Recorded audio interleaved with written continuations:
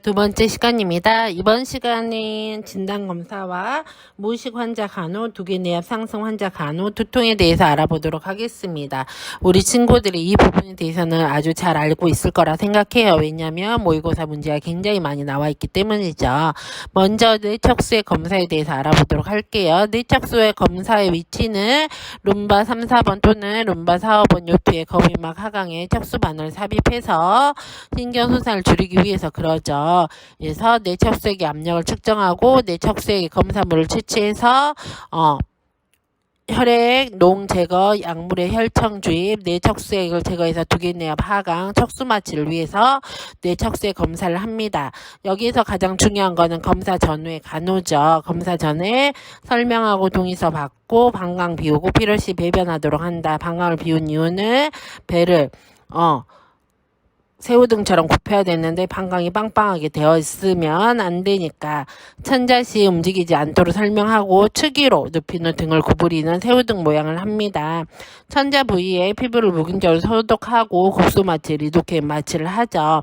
그 다음에 지주막하 공간에 천자 바늘 삽입을 하는데 천자 바늘이 보통 한 18게이지 정도 되기 때문에 굉장히 아픕니다.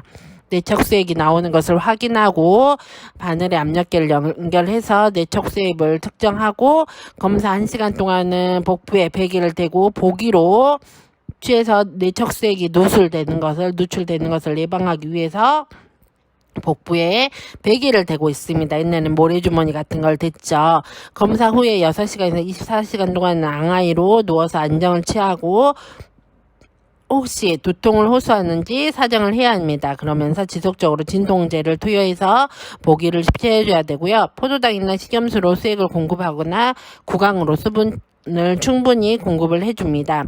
활력 증후와 통증, 출혈, 천자 부위의 뇌척수액 누출, 그 다음 배뇨 상태를 확인하고 목의 강직이나 요통, 유추, 하부의 다리 경련, 체온 상승 여부를 사정하는 데 있는 부작용이기 때문이죠. 근기가 굉장히 중요합니다. 어떤 환자에게는 하지 않냐. 두개내압 상승 환자, 두개내 병변.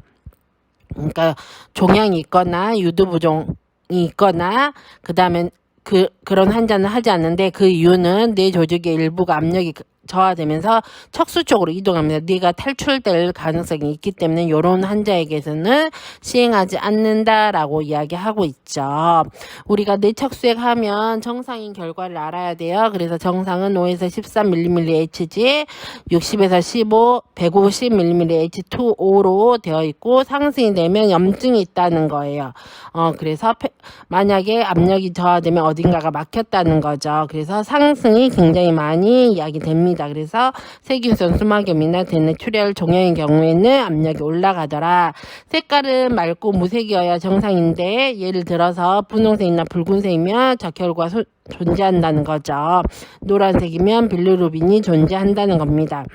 세포수는 단핵세포가 0에서 5개 사이이면 정상이지만 더 많은 단핵세포가 있으면 종양이나 감염의 위험이 있다. 단백질도 15에서 45면 정상이지만 50에서 500, 바이러스 감염 500 이상이면 세균성 감염을 의심할 수 있다. 면역 감마 글로불린도 1에서 4면 정상이지만 4 이상이면 다발성 경화증, 신경매도, 신경성 감염을 야기할 수 있다. 알부민과 글로불린 비율은 3대1 정도.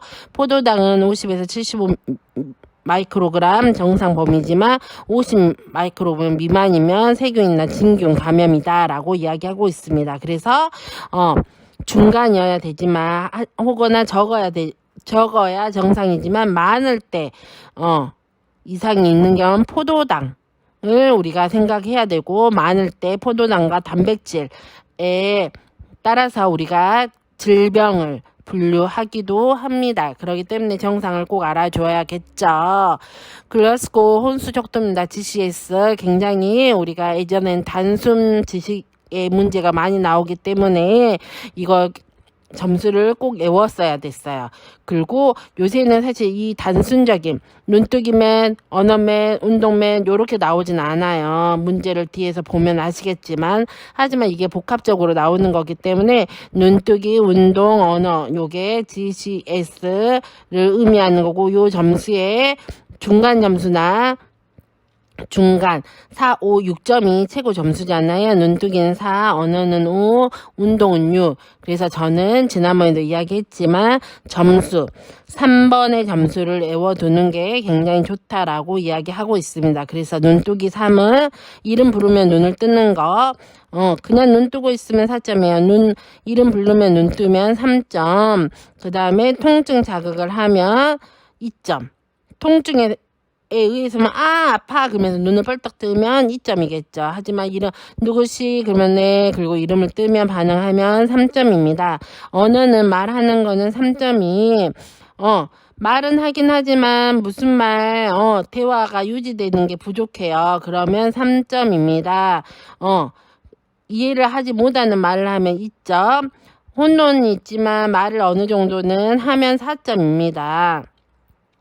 그렇기 때문에 언어에서는 3점의 의미가 적절하지 않고 비조직적인 언어를 사용할 때 3점을 의미합니다. 운동입니다. 운동은 3점이 굴곡 반응일 때 3점입니다. 신전보단 굴곡이 점수가 더 많아요. 그래서 신전은 2점, 굴곡이면 3점, 통증에서 이렇게 막 회피하면 4점이에요. 그래서 우리가 굴곡 3점을 꼭 기억해 주시면 될 것 같아요. 그래서 이런 무의식 환자의 간호에 대해서 알아보면 기도 유지, 피부 간호, 비강, 눈 간호, 배설 장애 간호가 있는데 가장 중요한 건 측이 심수체나 심상을 30도 정도 올리고 목 주위에 옷을 느슨하게 해주면서 무의식이 장기화되면 기도 유지를 위해서 기관 절개술도 할 수 있습니다. 손톱을 짧게 잘라주거나 회음부 간호를 해줘야 되고요. 욕창 때문에 2시간마다 체위병령을 해줘야 되고 각막 간사가 없고 눈 떠 있을 경우에는 2시간마다 인공 눈물도 넣어줘야 돼요. 그러지 않으면 안대나 꺼즈로 이렇게 찬물 찜질을 해줘야 되고요. 하루에 3번 이상 구강 간호, 우리 양치 3번씩 하는 것처럼 비강 폐색 예방을 위해서 물과 식염수를 적시 면봉으로 코를 닦아줘야 되고 변비 예방을 위해서 배변 완화제, 요 정체 예방을 위해서 유치도뇨를 삽입하지만 폴리카테타는 권장하지 않는다라고 되어 있어요. 그 다음에 근육 관절 경축 예방을 위해서 한두 시간마다 체위를 변경해줘야 되고 수정적 관절 범위 운동을 해줘야 돼요. 그래서 고관절 외회전 방지를 위해서 트로카놀을 사용하기도 하고요. 손상 방지를 위해서 낙상, 난간 패드, 조용하고 자극이 적은 거 발작시 손상이 없도록 조여하지만 억제제 사용은 금지되어 있다라고 알고 있으면 되고요.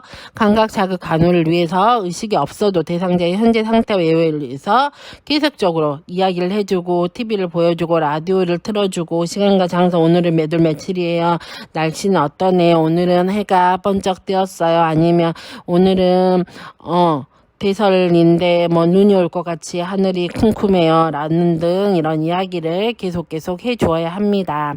그리고 체가 영양 균형을 위해서 비위관 영양을 삽입해야 되고 비위관을 이용해서 위관 영양을 해줘야 되고 아이오 체크나 소변량, 얼굴 감각이 상실된 환자는 식사와 약을 투여할 때 환자의 입안에 안쪽에 삽입하고 안에 남아있는 물질이 없는지를 잘 확인해야겠죠.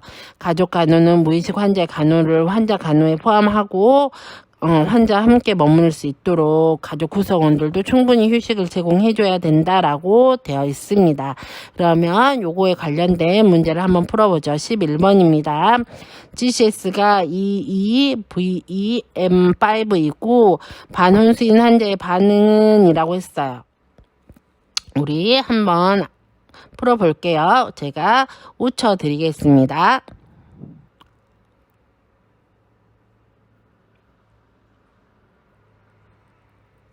글죠. 이는 뭘 의미하죠? 눈뜨기입니다. 눈뜨기 2번은 통증에 의해서만 눈을 뜨는 거예요. 이름 불러서 눈 뜨는 건 3번, 통증에서 눈 뜨는 건 2번이라 했어요.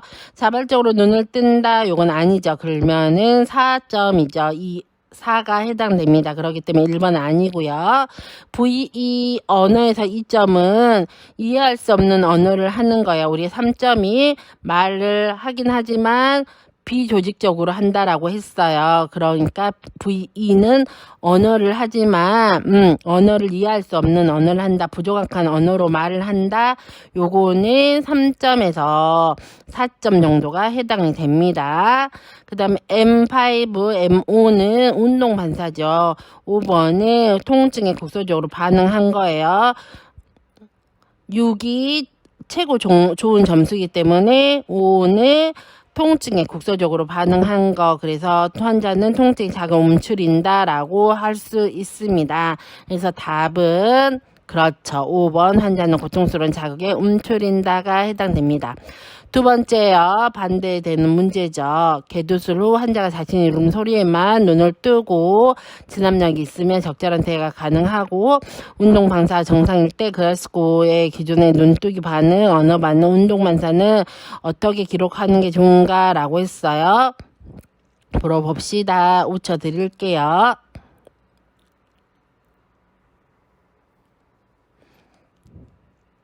풀었나요? 자신의 부르는 소리에만 눈을 뜬다. 그러면 2가 눈을 뜬다 소리에 3번. 그 다음에 V죠. 언어 적절한 대화가 가능하다. 5번이죠. 5점. 운동 반사가 정상이다. 6. 그래서 답은 E3, VO, M6. 그렇게 해서 답은 4번입니다. 여기까지 알겠나요? 우리 글라스고 혼수 척도는 어떤 식이든지 알 수 있어야 되기 때문에 제가 개인적으로 3점의 점수를 꼭 기억하고 있어라 라고 이야기하고 싶어요. 다음 문제입니다. 다음 중 무의식 환자를 간호할 때 주의해야 할 점은 이라고 했어요. 우리 한번 35초 드릴 테니 풀어봅시다.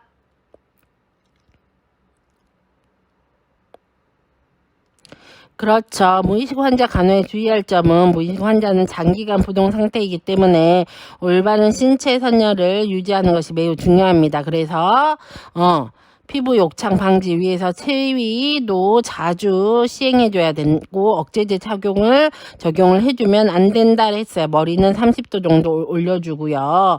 그래서 주의해야 할 점은 1번 마비된 쪽으로 30분 이상 눕히지 않는다라고 되어 있습니다. 알겠죠? 14번 문제입니다. 14번 문제 한번 풀어볼게요. 14번 무의식에서 깨어난 환자의 근력을 사정하기 위해서 간호사가 해야 할 검사는 무엇일까요? 우리 5초 드릴게요. 한번 풀어보세요.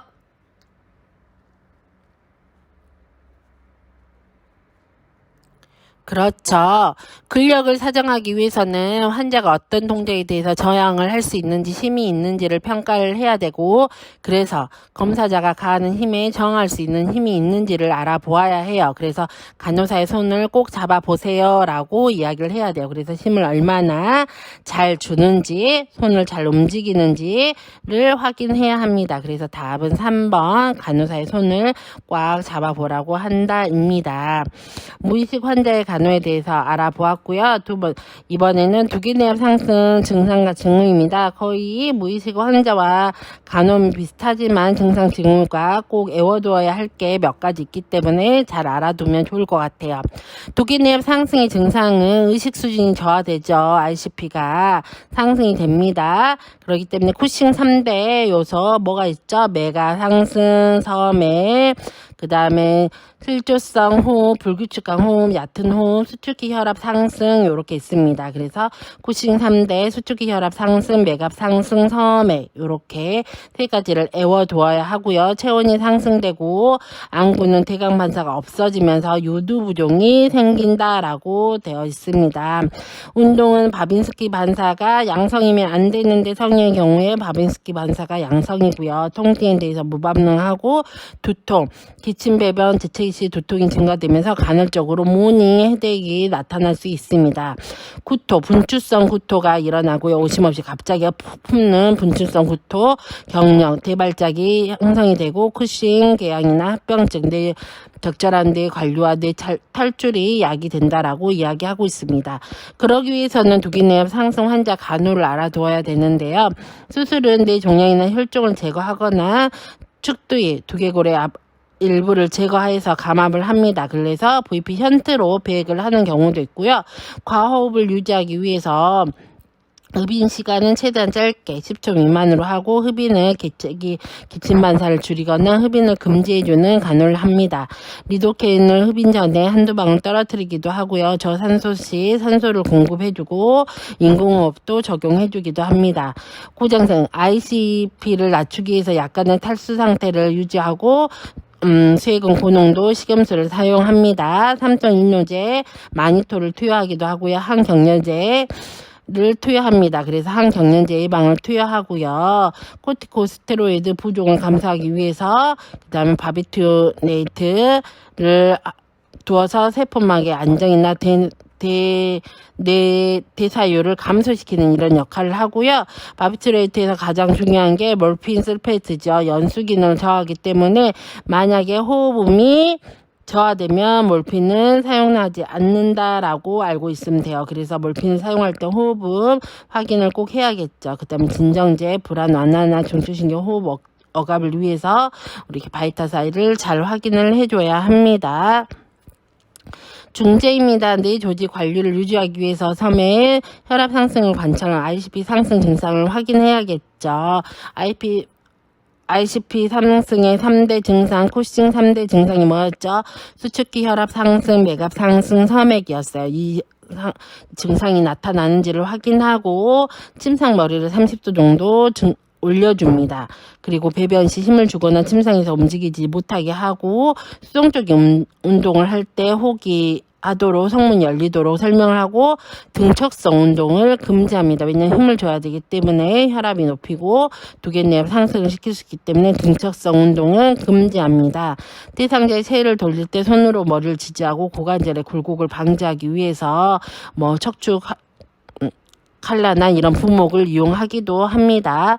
정상적인 호흡을 유지하기 위해서 기도 청결이나 기도 개방 유지, 흡인은 짧게 기침과 긴장을 피하도록 해주고요.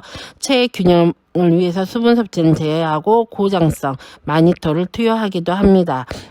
체의 고장성을 주기 때문에 소변량과 요 비중을 관찰을 해야겠죠. 감염 예방을 위해서 이렇게 내막염 증상, 열, 호환, 경부강직, 두통 등을 사정하고 모든 가정에는 무균수를 적용한다. 그래서 폴리카테터를 삽입하는 것은 좋지 않다라고 하고 있어요. 증상을 보면서 그 다음에 출혈이나 손상 예방을 하기 위해서 침상 난간에 패드를 대주지만 억제제 사용은 금지한다라고 되어 있습니다. 그러면 관련 문제를 한번 풀어보도록 하겠습니다. 외상성 뇌 손상의 환자의 두개내압 상승을 예방하기 위한 중재로 가장 좋은 것은 어떤 걸까요? 5초 드릴게요. 그렇죠. 답은 2번 침상머리 30도 상승입니다. 흡인을 하지 않고 빈번히 체위 변경하는 것은 좋지 않죠. 경부의 굴곡을 유지하는 것도 컬러를 해준댔어요. 기침과 심호흡을 하지 않도록 한다라고 되어 있습니다. 16번 문제입니다. 뇌수술 시행한 후 환자 의식이 돌아오면 근기가 아닌 경우 머리를 올리는데 그 이유는 무엇이었죠? ICP 상승을 예방하기 위해서 그랬죠. 이건 제가 시간을 주지 않고 해버렸네요. 그래서 어떤 게 될까요? 그죠? 2번 정맥순환을 증진시켜서 뇌압을 예방하기 위함입니다. 그러면 17번 문제 확인해 볼게요. 뇌 수술을 받고 온 환자가 ICP가 20ml 이상이었어요. 아까쯤에 ICP가 얼마가 정상이라고 했죠. 우리가 얼마 기억나시나요?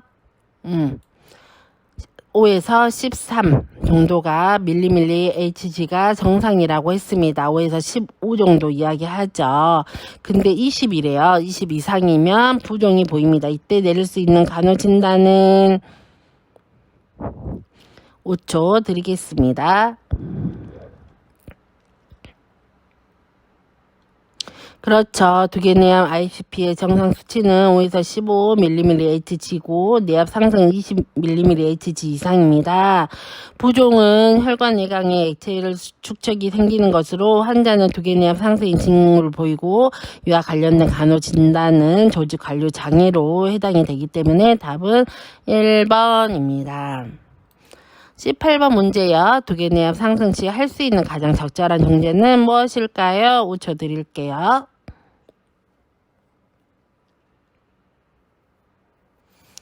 그렇죠. 두개내압 상승은 의식 수준 변화가 가장 초기 증상입니다. 그래서 쿠싱 3대 증상이 매각 상승, 섬에 불규칙한 호흡, 요렇게 이야기하고 있죠. 그래서 중재로는 등척성 운동, 관장 기침, 발살바 수기 금지, 30도 이상의 침상머리를 상승해서 정맥혈의 교환을 막는 거, 후기 증상인 고체온증을 예방하고 뇌의 신진대사를 감소시키기 위해서 저체온증을 유지하고 두통이나 체온 상승 시 비마약성 진통제를 투여하기도 하고 체액의 균형을 유지하기 위해서 IO를 측정하고 수분 섭취를 제한하고 고장성이 마니토를 투여해서 부종을 예방한다라고 되어 있습니다.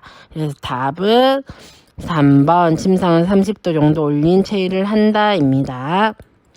19번 교통사고로 인해서 다발성 골절 환자가 응급실에서 의식저하, 동상대 수축기 혈압이 상승되고 호흡이 불규칙하며 서맥일 때 의심되는 것은 무엇일까요? 우리 5초 드릴게요.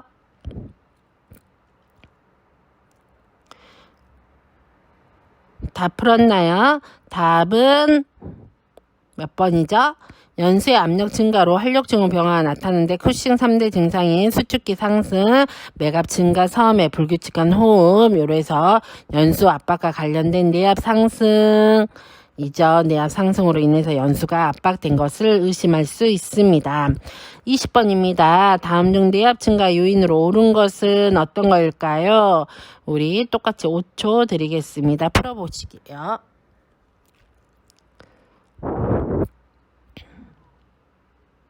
그렇죠. 내압 증가의 원인은 뇌 부종, 뇌 종양, 뇌 출혈, 저산소증 등이 있는데 뇌 탈출은 내압 증가로 내압이 감소시키기 위해서 나타나는 보상 기전이기 때문에 뇌 탈출을 제외한 뇌 부종, 저산소증, 뇌 종양이 내압 증가의 요인입니다.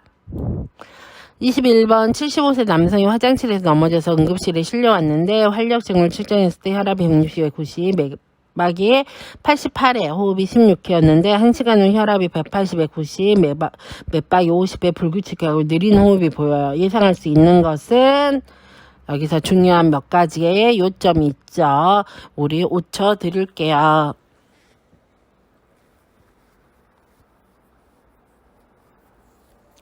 두개내압 정상 범위는 5에서 15mmHg 지었죠. 두개내압 상승은 두부 손상, 뇌졸중으로 뇌종양, 뇌수종, 중추신경 감염 등에 의해서 발생을 하게 됩니다. 그래서 두개강이 확장되지 않기 때문에 뇌조직의 뇌척수의 혈액 중에서 어느 한 가지가 증가할 경우에 두개내압이 상승되어서 시상하부에 영향을 미쳐서 고체온증이 나타날 수 있고 내압 상승이 의심되는 변화의 초기에는 구토, 두통, 오심 없는 투사성 구토가 나타난다. 연수 압박이 증가돼서 활력증후가 변할 수 있고 쿠싱 3대 요소인 수축기 혈압 상승, 맥압 증가, 섬에 불규칙한 호흡이 보인다. 복시나 광성한 공포증과 같은 증상이 나타날 수 있고 ICP가 지속적으로 상승되는 경우에는 유두 부종도 발생할 수 있다라고 이야기하기 때문에 여기에서는 불규칙한 느린 호흡, 혈압이 증가하고 맥박이 느려지는 걸 보면 두개내압 상승이 정답일 것 같습니다. 22번입니다. 특이사항 없이 개도수를 시행한 환자의 침상을 30도 정도 상승시키는 이유 아까쯤에 이야기했죠. 우리 5초 드리겠습니다.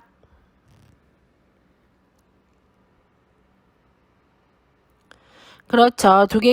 개도술 후에 간호는 침상 머리를 30도 정도 상승시키는데 이거는 정맥 순환을 증가시켜 우려를 예방하고 결론적으로는 두개내압을 하강시키기 위해서 합니다. 그래서 호흡 유지를 위해서 축이나 기도 유지, 굴곡을 피하고 목의 굴곡을 피하고 억제제 사용 시 부드러운 억제제를 사용하거나 억제제 사용을 금지한다. 침상 난간을 올리거나 침상 패드를 난간 패드를 한다. 아이오나 요 비중 혈당치를 자주 측정하고 비마약성 진통제나 두통치 얼음주머니를 착용한다라고 되어 있어요. 그래서 개도술 시행한 환자를 30도 상승시키는 이유는 두개내압 상승을 예방하기 위해서이가 답이 됩니다. 23번 문제입니다. 두개내압 상승이 있는 환자가 있습니다. 이 환자에게 취해줘야 할 체위는 5초 드릴게요.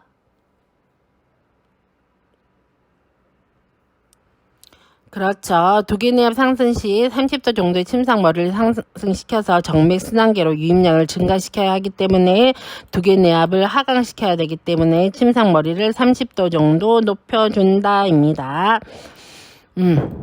두개내압과 관련된 문제 마지막 문제입니다. 개돌술 환자의 간호로 옳은 것은 어떤 걸까요? 그렇죠. 구강으로 체온을 측정하지 않는다가 정답입니다. 이렇게 개도술 환자, 두개내압 상승 환자, 무의식 환자에 대해서 이야기했고요. 우리 마지막 두통에 대해서 알아보도록 할게요. 두통은 긴장성 두통과 편두통, 그 다음에 군발성 두통, 이렇게 세 가지로 나누어질 수 있습니다. 먼저 두통은 신경계 질환이나 일반에게 가장 흔해 볼 수 있는 증상으로 두통은 긴장성 두통, 편두통, 군발두통으로 구분되고요. 긴장성 두통은 앞에 슬라이드에 본 것처럼 주로 이름과 같이 근육 긴장이나 스트레스가 있을 때 발생하고 전두, 축두, 목돌미 부위에서 발생해서 머리 한쪽 혹은 전체에 방사됩니다.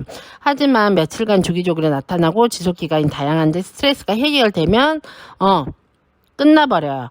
하지만 편두통은 여자에게 주로 호발하고요. 불면증의 원인입니다. 주로 일측성 한쪽에만 일어나고요. 서서히 진행되고 박동성 통증을 일으킵니다. 가장 중요한 게 여자 호발 일측성 박동성 통증이죠. 주기적으로 심하게 나타나는 시기가 있는데 아침에 일어나면 발생을 하고 수면 시에는 호전이 된다로 알면 되고요. 이에 반대로 군발두통은 딥락성 두통이라 부르기도 하는데 원인은 몰라요. 주로 남자에게 호발됩니다. 앞에 있는 편두통과 차이가 있죠. 군발두통은 세로토닌과 연관되어서 음주, 스트레스와 같은 혈관 이완제의 원인이 될 수 있고 일측성 양화이 지점에서 시작돼서 머리와 목에 방사통이 되는 통증으로 뇌가 쪼개질 듯한 심한 통증이 일으키고 가장 심한 신경학적 통증의 징후라고도 합니다. 주로 밤에 발생하고 일정한 양상을 보이지 않습니다. 우리가 편두통과 비교해 보면 편두통은 여자 호발 주로 아침 일정한 규칙이 있지만 군발두통은 남자에게 호발되고 세로토닌 주로 밤에 일정한 규칙이 없다는 차이점을 보입니다. 세 개의 두통에 대해 비교할 수 있겠죠. 그러면 치료 방법에 대해 알아보도록 할게요. 긴장성 두통은 주로 스트레스가 원인이기 때문에 타이레놀과 같은 비마약성 진통 엔세이드나 마사진, 바이오리듬, 배, 이완요법, 긴장과 같은 불안을 조성하는 환경을 제거해줘버리면 사실 두통은 없어져요. 하지만 편두통은 혈관 장애에 발생하므로 뇌혈관 수축 유도된 트립탐을 제공하거나 비특이적인 진통제를 투여할 수 있습니다. 그리고 불면이 원인이므로 진하지 않는 커피, 이완요법, 항우울제를 제공하고 보톡스 요법을 사용하기도 합니다. 왜냐하면 잠자면 끊는다라고 했어요. 군발두통은 세로토닌과 관련되어 있기 때문에 혈관 이완제가 원인이 될 수 있으므로 혈관 수축제에 트립탐과 100% 고농도 산소요법을 사용합니다. 라고 이야기할 수 있습니다. 이와 관련된 문제 하나 풀어볼게요. 두통으로 입원한 환자에게 요추 천자를 실시하고 척수의 역동검사를 위해서 양쪽 경동맥을 10초 동안 눌러서 압력을 변화를 살펴본 후에 압력이 약간 올라갔다가 서서히 내려오는 양상을 보였습니다. 예측할 수 있는 것은 이건 사실 두통과는 관련이 없지만 제가 문제를 조금 잘못 삽입했네요. 이건 두통하고는 상관없지만 한번 풀어보도록 하겠습니다. 5초 드릴게요.